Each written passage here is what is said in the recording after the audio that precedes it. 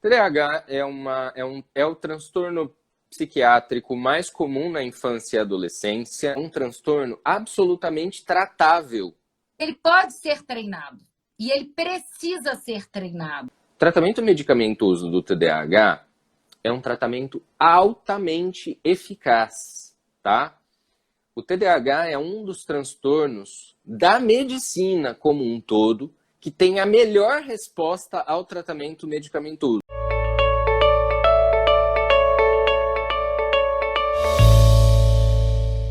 Situação, assim, Estamos né? aqui de novo. É isso Muito aí. obrigada pelo convite, é um prazer enorme estar aqui com você. Imagina, é um prazer meu de você ter aceito o convite, estar aqui falando comigo, é uma honra. E então vamos lá, vamos começar um pouquinho falando do que é TDAH, né? Então acho que é importante a gente falar o que é TDAH. TDAH é o transtorno psiquiátrico mais comum na infância e adolescência. Ele acontece em aproximadamente 5 a 6% das crianças e adolescentes. E na idade adulta, ele tem uma prevalência de mais ou menos 2,5% a 3%. Né? Então, mesmo na idade adulta, ele é bastante frequente, né? Então, fala um pouquinho dos sintomas, Rê. Bem, eu sou a própria, então eu vou falar, eu vou Da aproveitar, sua porque eu experiência. tenho um exemplo aqui, que é a própria, e aí eu acho que fica mais fácil das pessoas entenderem, né? Distração, né? Esquece as coisas, porque o problema do TDAH tem relação com as funções executivas. Depois a gente pode até explicar direito para o pessoal o que é, né, Eduardo? As funções executivas. Mas tem relação com a distração, com a falta de organização, tem relação com a dificuldade de memória operacional, aquela memória de curto prazo, distrai o tempo todo. O que o TDAH ele tem de diferente, né? Ele tem um problema com as funções executivas. Então, o que são as funções executivas? A flexibilidade cognitiva, a memória operacional e o controle inibitório. Então, isso daí são coisas que ele vai ter uma dificuldade nisso, né? O controle inibitório tem relação com aquela reatividade, é reativo, é impulsivo, tem relação com essa impulsividade, né? Que muitas vezes as pessoas falam... É uma dificuldade de inibir impulsos. É isso que significa, né? Exatamente. Então, ela tem uma dificuldade de inibir os impulsos ali. Não significa que ela não consiga, é mais difícil. Então, aí a gente vai falar até sobre isso, assim, com as pessoas. Ela vai conseguir em muitos momentos e outros vai ser um pouquinho mais difícil e a gente vai falar sobre isso. Mas a memória operacional, ela tem relação com aquela memória de curto prazo, e que as pessoas, que é aquilo, né? Essa eu vou contar dos meus exemplos, porque eu sou mestre, né? Esquecer celular para trás, chave do carro, né? Até eu criar as minhas estratégias, era uma luta, porque chave do carro era assim, eu ia sair, eu ficava 20 minutos procurando a chave do carro, já atrasei, chegava atrasada e tal, porque era 20 minutos procurando a chave do carro, né? Então, o celular, deixa para trás, porta aberta. Cartão de crédito, às vezes, né? Coisas importantes, até dinheiro, eventualmente, né? Às vezes até isso, assim. Mas assim, no meu caso, tinha algumas coisas mais específicas. Porta de carro aberta, não fechava, não trancava, sai do carro e deixa o carro aberto com tudo lá dentro. Isso é comum, tá? Então, assim, isso é uma das questões que tem relação com a memória operacional, que é aquilo. Que você está indo para fazer uma coisa, você chega lá, você fala, o que eu vim fazer aqui? Já esqueceu. Isso, né? é aquela coisa assim, né? A gente chega, fala pro filho assim, filho, pega esse copo aqui, leva até a sala aqui do lado, abre a gaveta e pega uma chave ali, e deixa o copo lá. Então, é uma tarefa que exige passos, né? Tem passos para serem concluídos. No meio da tarefa, ele já esqueceu o que ele está fazendo, né? Então, ele começa, mas não termina, né? E muitas vezes eu falo assim, é engraçado que quem não sabe o que é isso, acha, não, mas é preguiça, é falta de vontade de fazer as coisas, porque a pessoa é preguiçosa. Muitas vezes as pessoas acham que é preguiça. Não é. E é engraçado que e se eu falo isso, as pessoas às vezes levam susto. Eu falo, gente, né? Meu marido brinca, né? Que eu faço as compras e deixo as compras em cima lá da mesa da sala e vou embora fazer outras coisas. Porque na hora que eu chego em casa, o funcionamento daquela função, a função era fazer compras, era. Cheguei, fiz as compras, vou fazer a Acabou. próxima função que está na cabeça. E aí eu vou para a É próxima. muito Então, comum, né, que as pessoas com TDAH comecem muitas atividades. É aquelas pessoas, por exemplo, que abrem um monte de aba no computador, né, na internet, e assim, ela começa a fazer uma coisa, aí ela se distrai, ou toca o telefone, ou ela recebe uma mensagem no celular, aí ela já perdeu aquilo, aí ela começa a fazer outra, aí começa a fazer uma terceira, aí depois, né? Então, é uma pessoa que ela tem dificuldade, às vezes, de priorizar estímulos, né? O que significa isso? perfeito. Né? Então, assim, por exemplo, eu estou aqui falando com vocês, né? E para que vocês tenham uma atenção ao que eu estou falando, vocês, de preferência, estarem olhando para mim, né? Ouvindo o que eu estou falando, não olhando o celular com outras coisas, não assistindo televisão e etc e tal. A gente tem que, na verdade, focar numa coisa só, né? E essa é a dificuldade das pessoas com déficit de atenção. Elas focam em tudo e em nada, né? Assim, essa é o maior problema, né? E isso é interessante, assim, né? Porque tem várias outras questões. Porque quando a gente fala o TDA, aí a gente está falando mais da desatenção e tudo mais. Quando você fala o H tem um extra, que é a hiperatividade, ou seja, essa agilidade, essa rapidez, faz tudo correndo, meio atrapalhado e por aí vai, um monte de coisa ao mesmo tempo e tal. O TDA, às vezes, o TDA já é mais quieto, ele distrai, fica lá vendo o passarinho, fica lá. A O borboleta TDAH, não. passando. Ele está Né? lá atormentado. Então, Eu vou dar um é um exemplo pouquinho para vocês, gente. diferente, Ó, né? aqui no meu consultório tem esse quadro aqui, ó. Olha o tamanho desse quadro aqui. Tipo, tem uns 1,5 m, sei lá, mais ou menos. Vermelho! Tipo assim, é um quadro discreto, eu diria, né? Tem paciente que fica em atendimento comigo durante 1 ano, 2 anos. E aí eles falam, nossa, que quadro bonito, você colocou quando? Oi? Mas se eu te contar a quantidade de vezes que eu falei, que linda você, cortou o cabelo, ela falou, você já tá me vendo, já tem 2 meses que eu já tô de cabelo curto. Né? Né? Isso comigo é comum, é comum. Então aí a gente vai falando assim, essa dificuldade, quando você fala da prioridade, é interessante, Eduardo, que uma das coisas, quando eu criei o Cog Planner, eu criei o Cog Planner para ajudar os meus pacientes em terapia, mas de uma forma geral. Mas eu usei muito ali algumas estratégias que eu, Renata, fui criando para eu tentar me organizar dentro desse meu modelo bagunçado.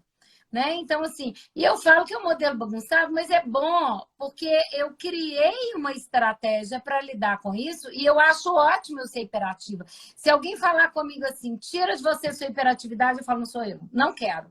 Não tira! Eu adoro ser do jeito que eu sou. E aí o povo acha graça, porque fala, poxa, mas como é que alguém gosta de ter um TDAH? Eu falo, gente, eu me conheço assim desde que eu nasci. E aí eu criei estratégias para isso funcionar bem e funcionar muito bem. Então, não Mas tem assim, problema. isso é que é uma coisa importante de falar, né, Rê? É o seguinte, a Rê é uma baita terapeuta, né? Então, ela consegue lidar com o TDAH dela, com todas as técnicas que ela conhece, com todas as coisas que ela estuda, né? Que a gente estuda de terapia cognitivo-comportamental, voltada para o TDAH e tal. Agora, uma pessoa que não tem essas técnicas e não faz tratamento medicamentoso é uma pessoa que tem muitos prejuízos na vida, né? Então, assim, prejuízo na escola. E isso eu acho que aí é que está a questão. Vou só te interromper rapidinho. Modelo TDAH interrompendo os outros também não dá conta, fica lá. Verdade, isso é sintoma. O raciocínio rápido, tá, gente? Vocês já estão aprendendo, já estão vendo como é que o modelo funciona. É assim, né? Mas o que eu acho, essa coisa aí que você estava colocando, né? O modelo TDAH, ele é um modelo que ele pode ser treinado. E ele precisa ser treinado. Então, é ruim quando a pessoa não busca a alternativa, porque é ruim quando ela não cria a possibilidade de procurar um médico e procurar um psicólogo para fazer esse tratamento.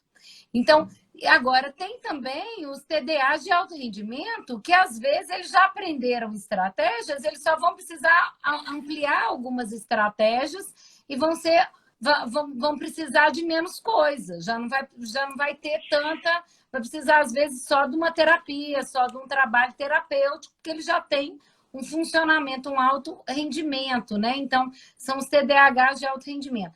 Eu acho que a gente precisa, Eduardo, só te interrompendo, que é uma das coisas que eu penso assim, é que existe muito estigma sobre, nossa, meu filho tem TDAH, então a vida acabou para ele. Então, é assim, eu já escutei isso muito dentro do consultório. Eu já peguei pais e eu pergunto, o que você pensa dele? Se ele tem TDAH, o que isso significa para você? Ele não vai ser ninguém na vida. Eu não escutei essa frase uma vez só. Eu escutei essa frase umas 20, 30 vezes ou mais. Então, assim, isso a gente precisa entender que isso pode ser treinado e quanto antes as pessoas buscarem ajuda e buscarem compreender esse transtorno, melhor vai ser para a vida delas, né? Então, pode continuar seu raciocínio. Desculpa. Deixa eu ver se eu lembro onde que está meu raciocínio, né? Então, ó, as pessoas com TDAH, elas podem ter muito sintoma quando não tratadas, né? Então, é aquilo que a Rê está falando aí, né? Tanto das abordagens psicoterápicas quanto das abordagens medicamentosas, né? Então, prejuízos como? Prejuízo na escola, porque a pessoa não consegue prestar atenção no professor, não consegue prestar atenção na prova, por exemplo, escreve coisas. Às vezes a pessoa erra coisas que ela sabe, mas ela erra porque não prestou atenção direito, né? A pessoa, ela se torna... você está conversando diretamente com ela e de repente ela se distrai, viaja na maionese, né? E tal. Ela se distrai com muita facilidade, ela não consegue persistir na mesma atividade durante um tempo muito longo. Então, se você der um texto longo para alguém com TDAH não tratado, essa pessoa vai ter dificuldade de ler esse texto inteiro, né? Organização, né? Outro problema, né? Assim, a Rê, super organizada, né? Mas, de novo, porque ela tratou, né, o TDAH dela. Médio. E aí eu vou colocar, eu sou organizada nas formas aqui das coisas que eu tenho que fazer, nas minhas funções. O escritório é uma zona, e aí depois eu arrumo de tempos em tempos quando a cabeça bagunça, porque aí eu olho em volta e falo, ai meu Deus, me perdi. Aí eu volto e arrumo de tempos em tempos. Então ele fica aquela coisa que só eu sei achar, aí daí a pouco me dá aquela coisa de arrumação, aí eu arrumo tudo, aí fica tudo tranquilo. Mas na impulsivamente, arruma tudo impulsivamente.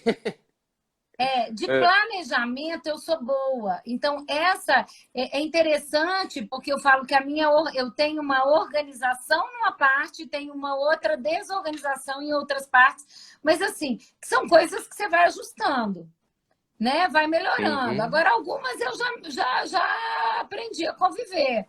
Então, assim, às vezes tiro o sapato na sala, vou lá para dentro, chego lá sem sapato, não sei onde é que enfiei o sapato, deixei lá na sala.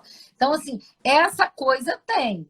Então, eu tenho que falar, mas eu já criei algumas estratégias para outras coisas, e a gente vai entendendo isso melhor. Agora, uma coisa que você colocou, né? Quando que a gente tem, que o TDAH ele tem muito, que é essa dificuldade de priorizar, que eu estava até colocando, que quando eu criei a agenda, que foi o Cog Planner. O que eu comecei a ver muito? Renato, uma das coisas que eu aprendi muito cedo foi isso. Cedo não, mas assim, eu custei um pouco. Eu penei um bocado na minha adolescência, penei bastante até. Mas depois eu fui criando algumas estratégias. O procrastinar, por exemplo, era uma tendência minha. E eu fui aprendendo a contornar. A procrastinação então, é o que as pessoas chamam de preguiça, né? E a pessoa com TDAH, por ter muita dificuldade de prestar atenção naquilo, ela vai deixando aquilo para depois, porque aquilo é chato. Então ela vai procrastinando, ela tem uma tendência à procrastinação. Fala aí, Rê. Desculpa. E na realidade a tendência, você falou certo, que são duas coisas que eu observo. A tendência à procrastinação, ela tem não só porque você acha chato, mas porque você fala assim, não vou ter mais tempo depois, agora eu vou fazer uma outra coisinha que eu acho mais legal. Então eu vou ter mais tempo para fazer depois. E na realidade, às vezes a pessoa não vai ter. E às vezes isso vai gerar mais problema para ela, porque ela não criou uma organização de prioridades. Então, às vezes, aquilo ali é uma prioridade e ela está fazendo uma outra coisa que não é uma prioridade e deixa aquela prioridade para depois. E depois já passou o tempo e ela se enrola e aí atrasa para entrega de trabalho, faz trabalho de última hora. Então, assim, eu conto muito, assim, uma historinha, né? Não sei se eu posso contar aqui, mas eu falo assim, que eu tinha muito essa tendência de fazer... E eu percebi de fazer o trabalho em cima da hora, um dia antes. Mas porque eu também entendi rápido que a minha ansiedade me ajudava. Então eu falava assim, se eu deixo para fazer na última hora, a minha ansiedade vai lá, eu tenho hiperfoco, porque a ansiedade me ajudava a ter o hiperfoco. Eu fazia aquilo ali um dia igual uma louca, no coração, na boca, que assim, porque com medo do negócio não dar tempo, não perdia prazo não, mas era tudo muito assim naquela em cima da hora. Em cima da hora. A procrastinação... Até um dia, vou te contar essa historinha. Que aconteceu uma coisa, eu fiz letras também na faculdade, o professor mandou fazer um trabalho que eu achei legal, eu comecei a fazer um mês antes. Quando eu cheguei lá, entreguei o trabalho para ele, um dia ele me encontrou no corredor, falou, vem cá que eu quero conversar com você, falando com a voz meio engraçada, muito sério que eu tenho que te falar. Eu falei, isso me ferrou. Eu escrevi uma peça de teatro pro cara, ao invés de escrever um trabalho, o cara agora vai me ferrar. E eu, né? Porque eu fiquei um mês estudando e fazendo a peça. Quando eu cheguei dentro da sala dele, ele jogou o negócio assim em cima assim, da mesa e falou que eu tenho que falar para você, muito sério, jogou o negócio em cima da mesa. Eu falei, tô ferrada. Porque o pensamento do TDAH é assim... sempre eu estou ferrada, porque como eu faço as coisas em última hora, o meu negócio... Só que aquela vez eu tinha feito antes, e só que eu não estava lembrando disso, porque o pensamento automático é assim, me ferrei, porque a tendência é errar. Esqueci a de tendência fazer. É errar. Então, como a tendência é errar, o meu pensamento já era, me ferrei. E aí ele olha para mim e fala, o melhor que eu tenho lido sobre Fernando Pessoa. Eu levei um susto e depois eu fui classificada num concurso nacional de literatura com esse trabalho. Uhum. E aí eu entendi que se eu fizesse adiantado as coisas, eu aumentava a minha capacidade em muito mais. Uhum. E aí eu mudei o meu modelo. Eu falei, eu prefiro fazer antes para poder fazer mais e fazer melhor. Então, eu criei, inclusive, uma estratégia de iniciar com mais antecedência, fazer muito melhor. E aí, os meus resultados começaram a ser maiores. Então, isso eu acho muito interessante. Eu conto isso, às vezes eu conto muito para os pacientes. Falo, olha, se às vezes você deixa para fazer em cima da hora, ou porque você se esquece, vai fazer uma outra coisa mais prazerosa ali naquela hora, mas às vezes você deixa para fazer em última hora, porque você sabe que a ansiedade vai te ajudar a te dar o hiperfoco, mas você está perdendo várias outras oportunidades com isso. Vale a pena testar, fazer antes um pouquinho. Então, essa questão da prioridade, mudou muito para mim. Então, quando eu criei o Cog Planner, uma coisa que eu ensino para as pessoas muito é entender o que é prioridade, o que é importante, urgente, o que é só urgente, o que é só importante, o que não é nem urgente nem importante, nem urgente nem importante, esquece! Não faz, não vai adiantar. Cria a prioridade naquilo que você precisa fazer. Então, isso eu acho que é importante a gente colocar para as pessoas. Uma das coisas, né, que as pessoas com TDAH têm, né, é uma dificuldade de gerenciamento de tempo. É isso que a Renata está falando, né? Então, assim, gerenciar o que realmente é urgente, o que é importante e o que é menos importante, ou são tarefas do dia a dia. É isso que ela desenvolveu, né, uma agenda específica para classificação para organização do tempo, para o gerenciamento de tempo, né? Estão perguntando aqui, né, de as pessoas falarem coisas sem filtro, né? Então, sim, esse é um sintoma do TDAH que tem a ver com a impulsividade. Então, a impulsividade ela pode se manifestar de diversas maneiras. Ela pode se manifestar na fala, interrompendo as pessoas, ou, por exemplo, entrando num grupo e já, assim, tipo aquele ditado, né?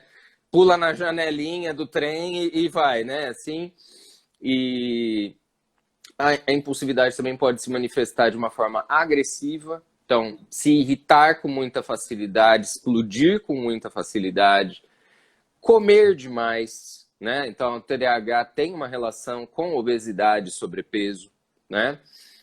Sexo impulsivo, né? Transar sem camisinha, transar meio sem critério, né? Tem a ver com compras, gastos, né? Desorganização de gastos, né? Tem a ver com drogas, álcool, drogas, né, em geral, né? Então, a impulsividade ela se manifesta de diversas maneiras diferentes, né? E todas essas questões que eu estou colocando aqui estão presentes em muitos pacientes com TDAH, né? Outra coisa é a inquietude, né? A dificuldade de ficar sentado, parado, fazendo uma atividade, né? Uma outra coisa que eu queria falar só TDAH Deixa é eu uma só te doença interromper aqui. Posso te interromper rapidinho? Da pode. dificuldade de ficar sentado? Né? Eu vou só falar, dar um exemplozinho para as pessoas. Eu, quando tinha 7 anos, que eu fui para a escola, a professora chamou meus pais lá, que ela não sabia o que fazer comigo, porque eu andava dentro da sala, eu não ficava sentada na carteira de jeito nenhum, e eu era a melhor aluna da sala, eu tirava total em tudo. E aí ela não dava conta de me coordenar, ela não sabia o que ela fazia, porque eu não ficava sentada. Então, eu tinha 7 anos, eu não dava conta de ficar sentada na carteira. Isso as pessoas começam a entender como indisciplina, né? Na realidade, é uma dificuldade real mesmo. Eu sento dentro do consultório, eu viro as pernas para um lado, eu viro para o outro, daqui a pouco eu estou mexendo na cadeira, eu sento em cima da perna, eu viro do outro jeito. A gente tem uma dificuldade de permanecer imóvel. E é real isso. E assim, às vezes, quem não entende como é que é o funcionamento, fica às vezes incomodado, mas tem uma atividade maior, e por isso que é muito interessante a atividade física para essas pessoas, né? As crianças que fazem mais atividade física, elas se organizam mais mentalmente. Então, gente, atividade física é ótimo para quem tem TDAH. Né? Eu fui bailarina, eu não dançava bem, não. Né? Quer dizer, não dançava mal, eu nunca fui a primeira, eu era do corpo de baile. Eu dancei até os 20 e poucos anos, eu fazia parte do corpo de baile. Mas assim, eu dançava 3 a 4 horas por dia, tinha que gastar minha energia. Não dava, a energia era muita. A atividade física ajuda muito, né? E me ajudou a me dar disciplina, porque o balé, por exemplo, me ajudou muito a organizar e me ajudou a dar disciplina. Não, você tem que ficar ali, você tem que ficar quieta, o braço tem que ser assim. E isso tudo contribuiu para essa disciplina também. Então, a atividade física ajuda muito, principalmente artes marciais, são coisas que ajudam muito a organizar as pessoas com TDAH. Porque às vezes quem está assistindo a gente aqui, né, Eduardo, pode ser pai ou mãe de uma criança que tem TDAH e às vezes está sem saber algumas estratégias, e essas aqui são coisas úteis que eles podem fazer e podem ajudar e estimular a criança a fazer, porque vai ajudar a organizar psicamente também. Verdade. E assim, uma coisa que eu queria falar também o TDAH, ele se inicia na infância, tá? Então, ele se inicia antes dos 12 anos de idade, tá? E ele, no final da adolescência, início da vida jovem, aí, da idade adulta jovem, né? A pessoa pode sumir o TDAH espontaneamente, ou ela pode permanecer com alguns sintomas na vida adulta, né? Então, o tipo mais comum de TDAH na infância e adolescência é o tipo combinado, ou seja, é uma mistura de déficit de atenção, hiperatividade e impulsividade, as três coisas. Esse é o tipo mais comum da infância, tá? E da adolescência. Na idade adulta, o tipo mais comum é o tipo desatento, tá? Embora permaneça impulsividade e hiperatividade de algum jeitinho ali, certo? Então, essas pessoas estão mais propensas a acidentes de carro, estão mais propensas por exemplo, serem assaltadas na rua porque estão falando no telefone distraidamente, né? E inúmeras outras coisas, né? Estão mais propensas ao uso de drogas, uso de substâncias, né? Enfim. Então, eu acho que o TDAH é um transtorno absolutamente tratável. É isso que é o mais importante de tudo. O TDAH, ele tem um tratamento que é medicamentoso, né, à base de estimulantes, como, por exemplo, metilfenidato, mais conhecido como Ritalina, Ritalina LA ou Concerta, ou então a lisdexanfetamina, né, que é o conhecido Venvance, tá? Esses dois são os tratamentos de primeira linha. E aí nós temos também bupropiona, nós temos modafinila, nós temos outras drogas que também podem ajudar no TDAH, sim, né? Se a pessoa não se adapta a essas duas primeiras opções. Outra proposta de tratamento medicamentoso é o uso de cannabis medicinal também, tá? A cannabis medicinal, né? As pessoas que fumam maconha ficam distraídas, tá? Quando você fuma maconha, você fica distraído porque, na verdade, você tem um alto teor de THC, que é uma das substâncias da cannabis, e você tem muito pouco dos outros componentes da cannabis, certo? Agora, quando você trata alguém com cannabis medicinal, você tem um equilíbrio entre THC e canabidiol. E esse equilíbrio melhora muito a atenção, a hiperatividade e a impulsividade. Então, eu estou falando um pouquinho do tratamento medicamentoso e é muito importante o seguinte, gente.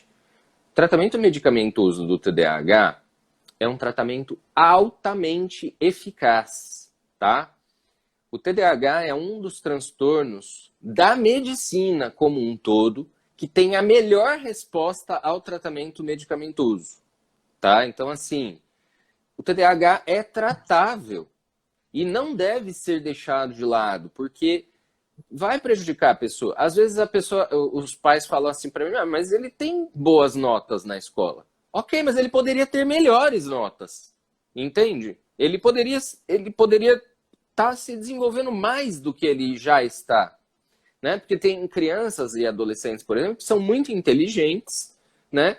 E que acabam, por serem muito inteligentes, acabam tendo um bom desempenho na escola. Mas eles poderiam não ter um bom desempenho, eles poderiam ter um ótimo desempenho, né? Então, o tratamento ajuda muito, né?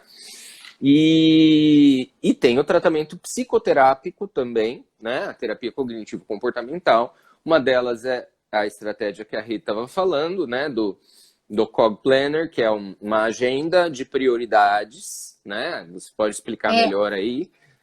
Vou. A agenda, o Cog Planner, na realidade, ele inclui várias coisas. Ele inclui estratégias. Vou pegar uma aqui, mas essa é a versão antiga. A versão nova, essa aqui é a antiga, gente. Mas a nova vai sair dentro de um mês, imagino eu. A gente está nas finalizações da arrumação dela. Mas a primeira parte, ela é uma parte toda. Essa daqui antiga eram 3 partes. É uma parte de organização e planejamento com estratégias de organização e planejamento. A segunda parte era um diário terapêutico, mas um diário para mudança de hábito, para a pessoa saber como que ela vai mudar o hábito. Não é uma agenda normal. Ela vai pensar em metas, ela vai pensar nos pensamentos que estão atrapalhando ela vai pensar nas coisas nas pendências que ela tem que fazer. Eu chamo muito de pendências, aquilo que fica na cabeça da gente e a gente vai deixando para depois e não faz. Então, ela tem lugar até para isso, para a gente poder aprender a fazer essa organização das coisas que a gente tem que fazer para que as coisas possam se organizar. Então, tem a organização do planejamento mesmo, diário, mas tem o que eu chamo de compromisso comigo mesmo. É aquilo que eu quero melhorar, eu quero mudar, que eu estou deixando de fazer e não faço. Então, eu tenho um lugarzinho para pôr isso. Tenho registro de pensamentos. E aí eu tenho o que eu aprendi, o que eu gostaria de agradecer, né? Então, e aí eu tenho autoelogio agora na agenda nova, que é bem legal, porque eu quero mudar o mindset, né? Tá, meu dia deu errado porque o que aconteceu, você vai aprender a avaliar o que aconteceu, e você vai aprender, bem, o que eu preciso fazer de diferente amanhã para poder mudar o meu dia e melhorar o meu dia. E a terceira parte era uma parte de gestão emocional. Então, tinha desafios de pensamento, desafio de raiva, de ansiedade, de tristeza, ou seja, quais são as perguntinhas já básicas para mudar cada emoção, para fazer essa modificação, os desafios de pensamento. Mas também eu tenho o pronto-socorro cognitivo, Eduardo, que é muito interessante, que o pronto-socorro cognitivo são perguntinhas que tem para paralisação e para compulsão.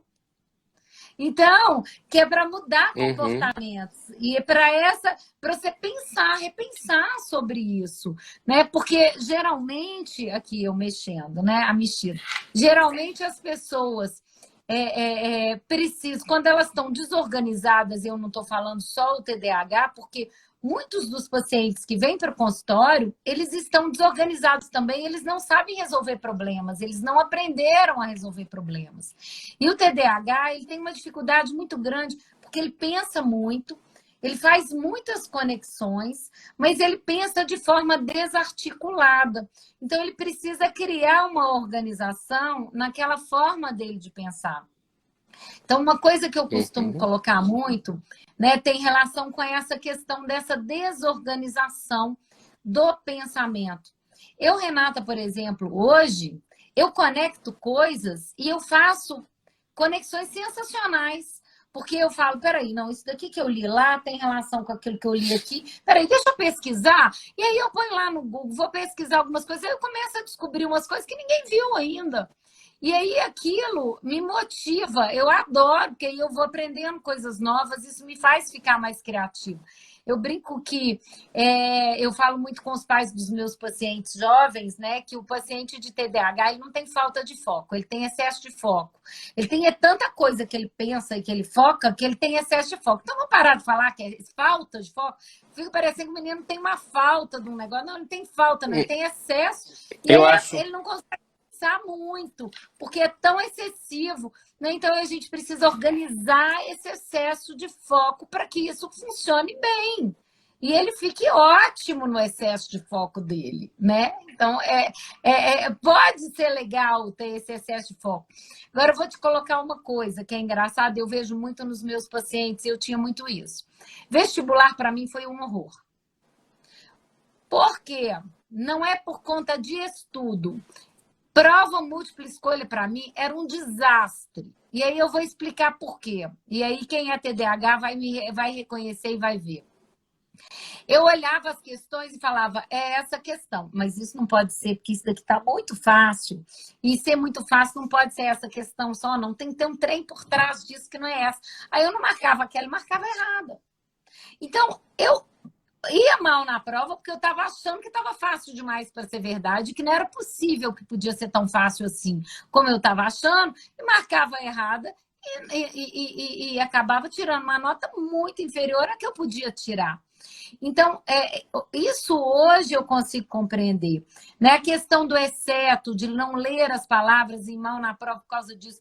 Né? Eu depois, mais tarde, já adulta, que eu fui fazer o vestibular de letras, aí eu já estava num outro momento da minha vida, eu já fiz um vestibular de outra forma, passei super bem colocada, sem nem estudar para aquilo ali. Então, assim, mas por quê? Porque aquilo tudo já estava lá dentro, mas aí eu já estava lendo, aprendi a fazer a leitura das questões. Então, eu pulava o exceto. Então, eu fazia a prova, às vezes, na aflição, eu pulava o exceto, eu pulava uma série de outras coisas e acabava respondendo uma coisa diferente do que era aquilo que estava sendo perguntado.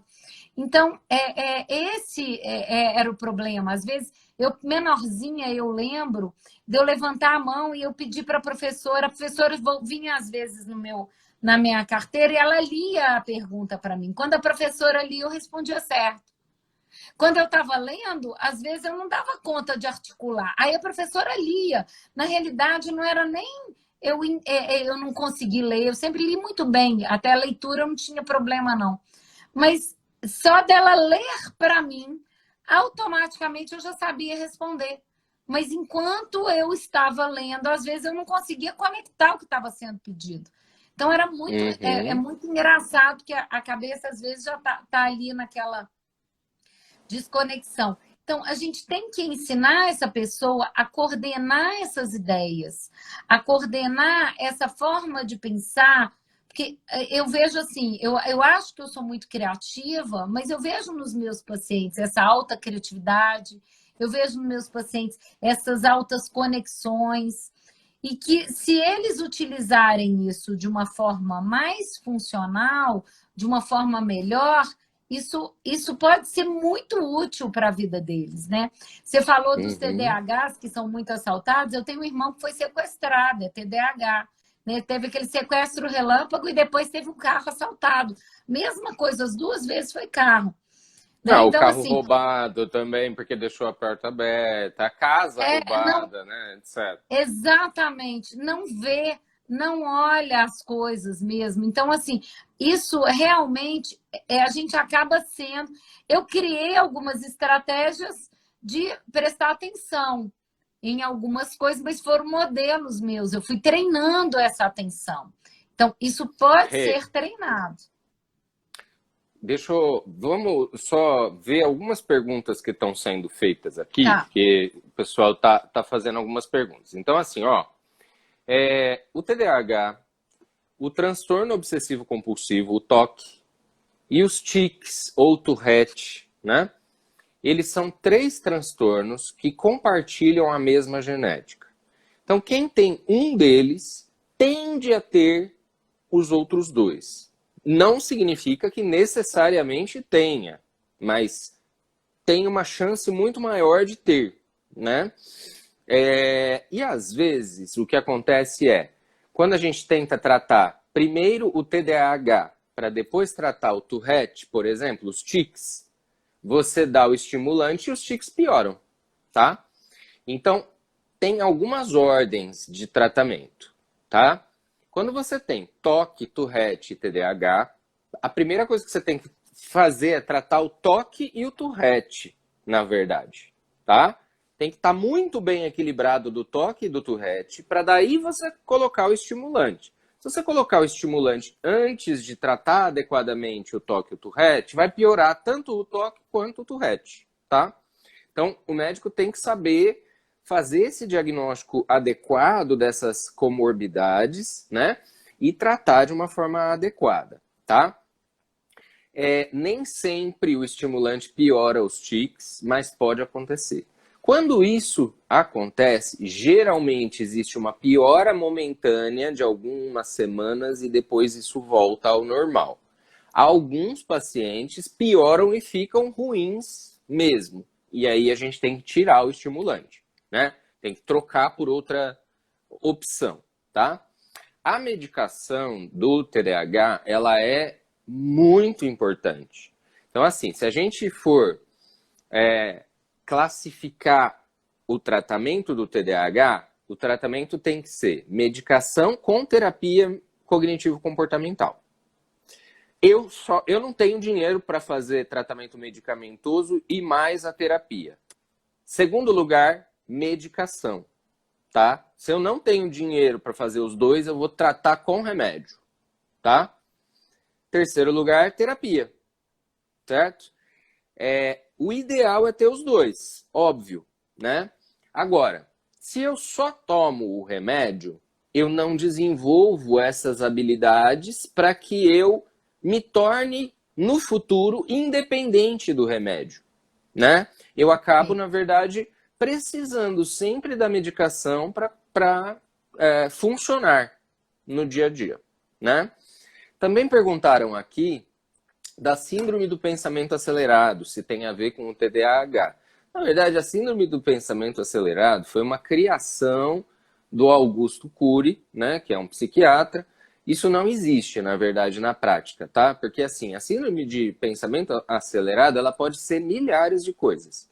Ela pode ser transtorno bipolar, pode ser TDAH, pode ser transtorno de ansiedade generalizada, pode ser um transtorno de estresse pós-traumático, pode ser TOC, pode ser milhares de coisas. Então, esse termo, síndrome do pensamento acelerado, esquece, gente. Isso aí é criação fora da classificação psiquiátricos. Isso aí pode ser milhares de coisas. TDAH pode ter relação? Pode ter relação. As pessoas com TDAH pensam muita coisa. Sim, ok, né? Também perguntaram sobre o diagnóstico diferencial entre o TDAH e a ansiedade, tá? Então, veja bem, é muito frequente que as pessoas com TDAH tenham ansiedade, tá? É muito frequente a comorbidade de TDAH com ansiedade ou depressão, tá? Como diferenciar? Às vezes é difícil a gente diferenciar isso, tá? Mas a ansiedade, ela tende a começar mais para frente. Geralmente o TDAH começa antes do que a ansiedade, né? Muita gente confunde, por exemplo, eu tenho 30 anos de idade e eu comecei a ter dificuldade de atenção. Então eu acho que eu tenho TDAH. Provavelmente você não tem TDAH. Provavelmente, na verdade, você pode ter um transtorno de ansiedade, você pode estar deprimido, você pode estar... Porque o TDAH, pelo que se conhece hoje na ciência, ele começa na infância, antes dos 12 anos de idade. Existe uma discussão na literatura de alguns autores que acreditam que o TDAH possa começar na idade adulta. Mas isso ainda não está definido, né? E pela classificação usual, começa na infância, tá? Geralmente os adultos têm ansiedade, depressão, toque, outros transtornos que podem parecer TDAH em alguns aspectos, tá? Então, perguntaram se a Ritalina pode piorar o Tourette. Pode, é isso que eu tô falando, tá? Primeiro, quando você tem essa comorbidade, você tem que tratar primeiro o toque e o tique. Você tem que largar o TDAH um pouquinho de lado, tá? Equilibra bem o tique e o toque, tá? Aí sim você coloca o estimulante. Mesmo assim, eventualmente você tem uma piora dos tiques. Geralmente a piora é temporária e depois volta ao normal. É isso que essas perguntas. Acho que essas são as principais aqui que fizeram. Vamos lá, Rê. Fala um pouquinho, Rê. Eu vou colocar uma coisa aqui que você falou, só porque eu acho que é interessante, é uma observação. que eu faço muito, porque você sabe que eu gosto de estudar metacognição, né? E metacognição é a nossa percepção sobre a cognição em si. E a cognição e as regras que nós criamos sobre as nossas cognições. Então, isso aí significa memória, significa atenção, significa foco, significa preocupação, significa tudo que envolva o pensar em si ou que envolva questões cognitivas em si. E é interessante que uma coisa que eu observo muito, assim, na minha visão, né, é como se eu tenho uma tendência a achar, mas isso é uma percepção, eu estou falando da minha ideia como terapeuta. Eu tenho uma tendência a achar que os pacientes que têm TOC e TDAH, na realidade, o TDAH é basal e o TOC é uma estratégia compensatória que vem Muitas do vezes TDAH. eu tenho essa percepção também. Muitas vezes eu tenho. Que vem do TDAH, porque ele tem uma ideia, a minha memória é ruim. Aí, como a minha memória é ruim, eu preciso me certificar. Eu me torno obsessivo para lidar com a dificuldade de atenção. Sim, isso acontece em muitos casos, eu também concordo, tá? Apesar então, assim, de ter também a ligação genética entre as duas patologias também, né? Mas aí é que tá. O que eu estou colocando é a questão genética, a gente sabe que eles vêm muito juntos. E você pode reparar que em famílias de pessoas que têm TOC, geralmente tem outros com TDAH também. Então, assim, elas estão muito relacionadas, né? Eu vejo na minha família mesmo, né? Eu e meu irmão caçula somos TDAH, nós dois. E, assim, a família do meu pai tem TOC e a família da minha mãe tem TOC. Então, assim, na realidade, todo mundo via mais o TOC dessas pessoas, mas eu acho que era um TDAH que depois criou como estratégia compensatória aquilo que tornou o TOC. Agora, a gente sabe também que tem gente que tem TOC e não tem TDAH basal. Mas a grande maioria dos meus pacientes não, como a minha memória é ruim, como a minha memória é fraca, eu preciso me certificar mais vezes para poder não esquecer, para poder ver, para eu não... Então, tem um bocado desse TDAH, eu entendo como um TDAH basal, que inicia os outros transtornos. E aí outras pessoas andaram perguntando aqui de comorbidades, né? Eu vejo isso também. Outro dia eu vi uma pesquisa que mostra que transtorno bipolar, acho que 80% ou 90% tem TDAH como comorbidade. É muito comum também, é muito comum. Não sei então, se chega 80% tudo 90%... isso, Rê. Não sei se chega tudo isso, mas... Essa pesquisa estava dizendo... Mostra isso, ok. Numa amostra. Na amostra deles lá, era mais ou menos isso. Acho que 80, 90. Era altíssimo. Era altíssimo. Hoje eu li num outro lugar, né, que era na faixa de 15% e tal. Mas nesse texto que eu li, desse grupo que eles fizeram, que eles foram tratar comorbidades, era um grupo que eles foram entender as comorbidades. E aí eles foram ver os pacientes, eles pegaram pacientes de vários transtornos e foram vendo cada um daqueles transtornos, quais eram as outras comorbidades que eles tinham. E aí, naqueles grupos, eles chegaram nessa conclusão. Era altíssimo. Então, eu fiquei, gente, faz sentido isso total para mim. Porque a pessoa ela tem um TDAH basal que vem com ela lá na infância e tal. As estratégias que ela vai utilizando e como ela vai aprendendo a utilizar aquelas estratégias de coping mal adaptativo, elas vão criando a possibilidade de um transtorno. Mas eu não estou dizendo que não tem a parte biológica, não é isso. Ela já tem a propensão para a parte biológica também. Não estou dizendo que não. Não, uma coisa não anula a outra. Não anula a outra. Mas a estratégia comportamental que vai sendo desenvolvida, ela vai criando esse campo, esse momento propício para esse desenvolvimento de outros transtornos. Então, isso eu acho que é interessante a gente falar disso, assim, porque eu vejo muito alguns pacientes depressivos que chegam para mim no consultório que às vezes é até muito de pacientes obsessivos, assim, não especificamente obsessivos com toque, com rituais, aqueles às vezes mais com toques de tabu em alguns casos, mas às vezes só com pensamentos obsessivos, aquela coisa de ficar lá querendo preocupar, preocupar, preocupar, preocupar, preocupar naquela funcionamento mais obsessivo. Eu percebo muito neles TDAH basal.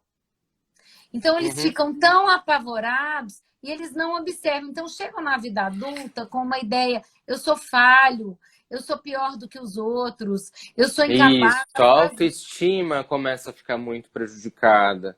E essa pessoa Muito. pode desenvolver depressão. Ela também Sim, tende a sofrer bullying na escola, porque é o sim. burro da classe e etc. Né? Então, isso também é muito importante. Falando um pouquinho de comorbidade também, Rê, eu andei estudando. Bom, você apresentou junto comigo lá no Congresso de Roma, né? A partir da minha clínica, a partir do meu consultório, eu comecei a perceber, né? Como eu sou sexólogo, eu atendo muitos pacientes com ejaculação precoce, com disfunção erétil, com baixo desejo sexual, com compulsão sexual, né? Enfim, né? Uma série de dificuldades sexuais, né?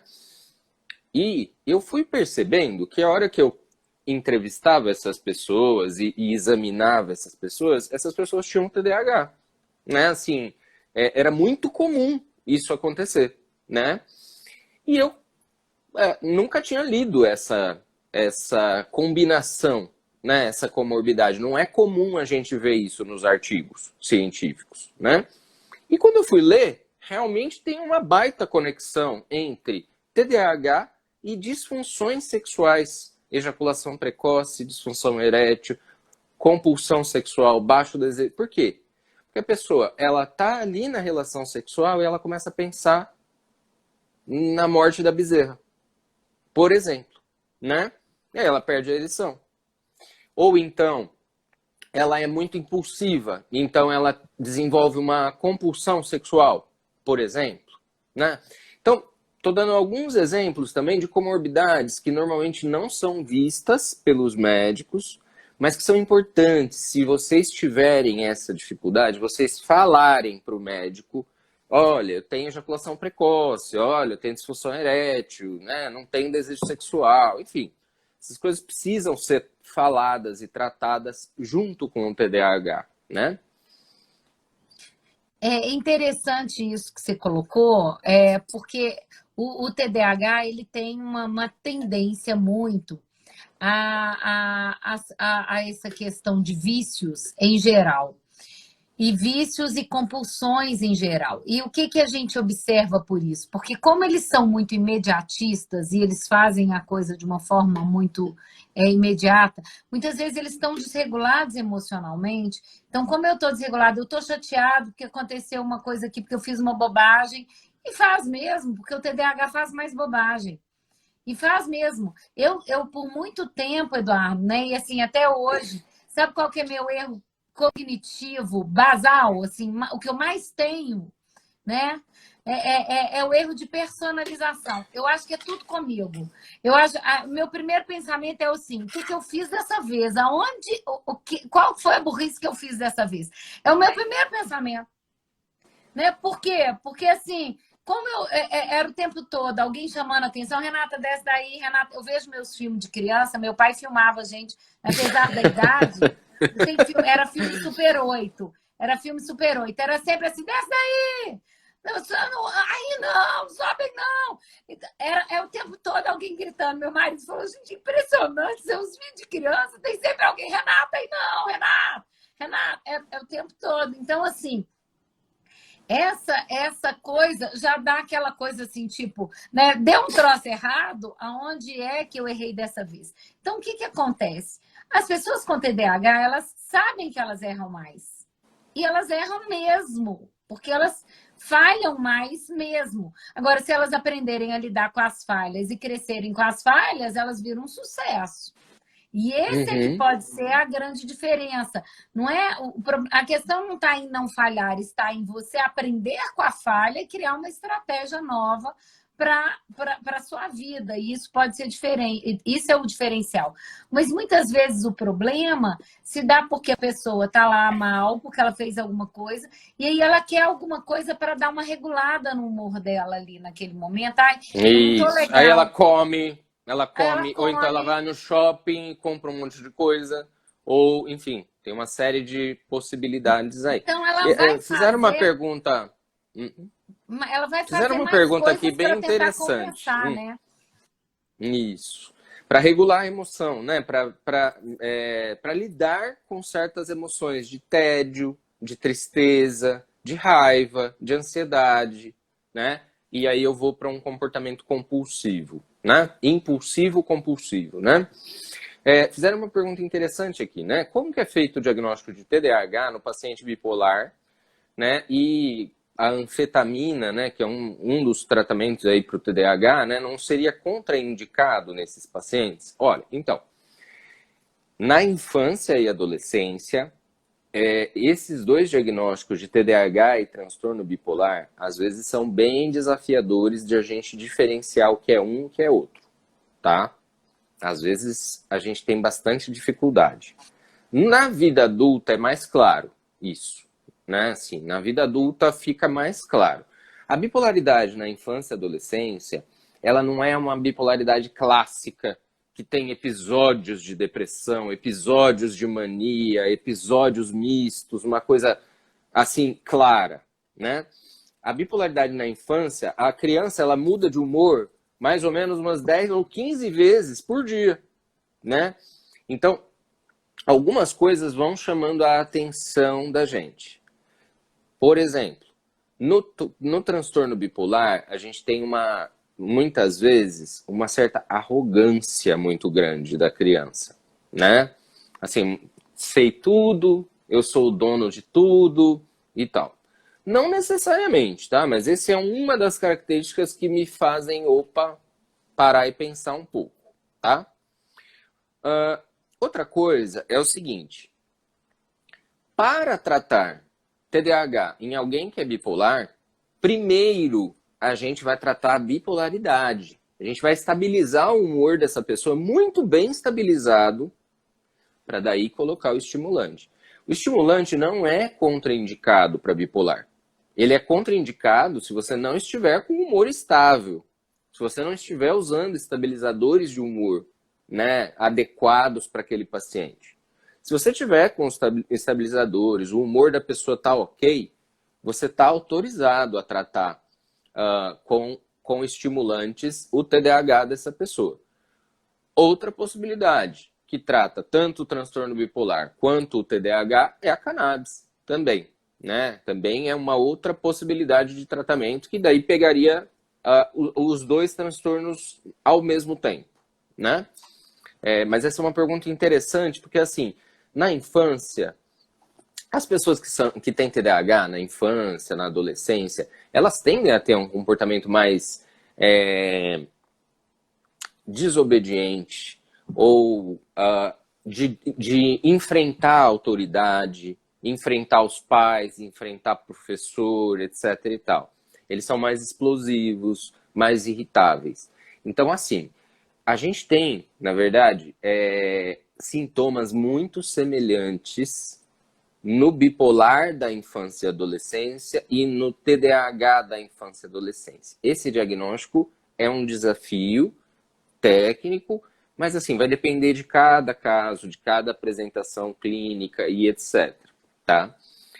Na dúvida, digamos assim, eu tô com uma criança aqui que eu acho provável que ela seja bipolar. Trate como bipolar. É mais seguro você colocar um estabilizador de humor nessa criança, primeiro, e depois tratar o TDAH. Como você faz com o adulto. Né? Mesma coisa. Né? Então, assim, você está com uma suspeita razoável, enfia um estabilizador de humor. Né? Uma coisa que você falou aqui, né? Às vezes as pessoas que estão ouvindo a gente aqui não vão fazer essa noção, porque você falou, uma das coisas que trata é a cannabis, é bom a gente avisar que é a cannabis medicinal, né? Medicinal. medicinal. É importante isso, porque muitas vezes as pessoas entendem diferente e aí vão querer elas se autotratarem. E Na aí verdade, o que a gente acontece? sabe que Fumar é maconha... perigosíssimo, porque a gente sabe que a maconha pode surtar e gera esse problema, né? Então, a A gente tem que maconha, assim, ela tomar piora o TDAH. A maconha fumada, ela tem um alto teor de THC, ela piora a atenção da pessoa, tá? muito. A maconha fumada, ela pode precipitar crises do transtorno bipolar. Crianças, aliás, adolescentes, tipo 12, 13, 15, 16 anos, que começam a fumar maconha, têm uma chance grande não, mas uma chance muito maior do que a população geral de desenvolver psicose, de desenvolver esquizofrenia e transtorno bipolar também. Exato, Tá? exato. Então, a maconha fumada, ela não deve ser utilizada de forma alguma na infância e adolescência, tá? Agora, a cannabis medicinal, ela pode ser usada com segurança na infância e adolescência, porque a concentração de substâncias da cannabis medicinal é diferente da cannabis fumada, tá? Então, é seguro usar cannabis medicinal na infância e adolescência, tá? É diferente uma coisa da outra, completamente diferente. E a né? gente precisa, às vezes, chamar atenção, porque as pessoas não sabem, às vezes, diferenciar isso, porque para a gente é tão normal, né? É tão natural, que a gente lida com isso todo dia dentro do consultório, mas às vezes quem está assistindo a gente faz aquela confusão. Ah, o doutor lá, daquele dia, daquela Falou para live, fumar maconha. falou para fumar maconha. Mandou fumar maconha. Não, tá doido. Né? Até porque a gente perguntaram sabe aqui... o perigo que é a maconha com TDAH, e a gente sabe, aí a gente até, opa, peraí, vamos avisar, né? Porque a medicinal, ela tem substâncias que são separadas, que não acontece na maconha, gente. Então, a gente tem que saber diferenciar isso. Né? E essa questão do alto grau de psicose, você vê mesmo em Portugal mesmo, depois que eles liberaram lá as drogas, o aumento de esquizofrenia que teve no país. Então, assim, muito Você complicado. sabe que existe uma baita discussão com isso, né, Rê?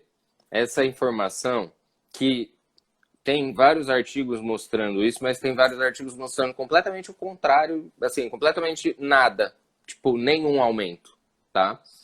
Agora, o que a gente sabe pessoas que têm uma predisposição genética a ter esquizofrenia ou a ter transtorno bipolar, se iniciam fumar maconha na adolescência, tem uma chance 20 a 30 vezes maior do que a população geral de desenvolver esquizofrenia ou transtorno bipolar. Qual é o problema disso? O problema disso como é que eu sei quem é que tem a predisposição genética a desenvolver esquizofrenia e transtorno bipolar? Esse é o problema. A gente não sabe, entendeu? Então, na adolescência, não se fuma maconha. Não se deve fumar maconha. Tá? Mas agora, eu já tive paciente surtado com mais de 30, tá? Não, tudo bem. Não, mas essa pessoa provavelmente... maconha, com mais de 30, surtou por causa da maconha. Pessoa provavelmente já tinha uma propensão bem grande à psicose. Né? Assim, porque na vida adulta é muito raro isso acontecer, né? Assim, mas ok. Mas é bom, assim, o que eu tô colocando, assim, eu já tive paciente com mais de 30 que teve esse problema, né? Então, assim, a gente tem que ter uma atenção especial a esse tipo de coisa, principalmente. Adolescência, então, é perigosíssimo, gente. Então, os pais que estão aqui nos assistindo, eu acho que a gente tem que fazer a psicoeducação mesmo, assim. E tem que mostrar sobre os problemas que isso gera, que são gravíssimos, e é muito complicado depois. Eu vou responder uma última pergunta, e aí a gente vai ter que ficar por aqui, gente, porque tá dando o horário aqui, daqui a pouco a nossa conexão cai, tá? Então, olha, o pessoal tá falando assim, mas no TDAH, então, tem que usar, ou no bipolar, bastante CBD, bastante canabidiol com pouco THC. Na verdade, mais ou menos isso, tá? Por quê? Que assim, o que melhora o TDAH não é o CBD. Não é o CBD, é o THC, tá? Só que você não dá THC para a pessoa puro. Você dá numa concentração junto com o canabidiol, e é o canabidiol que bloqueia o efeito de barato da maconha, o risco de psicose, o risco de transtorno bipolar e etc. Se você der a cannabis medicinal na infância e adolescência, isso é seguro, porque ela tem uma grande taxa tanto de canabidiol quanto de THC. Agora, para tratar TDAH, qual das duas que trata? É o THC. Só que o problema é, tá bom, então, fumar maconha então deveria melhorar o TDAH. Só que na maconha fumada você tem isso daqui, ó. Você tem uma desproporção enorme entre a quantidade de THC e a quantidade de canabidiol. Aí ela se torna perigosa, certo? Gente, se despede aí, Rê. Gente, ó, obrigada, querido. Foi um prazer estar aqui com vocês, né? Foi ótimo. Quem depois quiser seguir a gente lá no Cognitiva CT, fica aqui o convite, conhecer o Cog Planner, conhecer o trabalho que a gente faz lá na clínica, estão todos convidados, né? Foi um prazer enorme estar aqui, foi ótimo mesmo. Eu espero que as pessoas tenham gostado. A Rê é uma parceirona de trabalho. A gente tem vários pacientes em conjunto, né? Eu adoro trabalhar com a Apesar da Rê. distância, né? Apesar da distância, né? Mas a gente trabalha muito bem junto, né? Eu e ela. Gente, olha, eu agradeço muito todos os participantes aí da nossa live, as perguntas que foram feitas. Espero que a gente tenha ajudado um pouco aí. Mas esse é um tema que, olha, a gente poderia conversar por dias, na verdade, né? Então tá bom. Beijos para todos. Obrigada, Beijo, Rê. gente. Obrigado. Tchau, tchau. Tchau.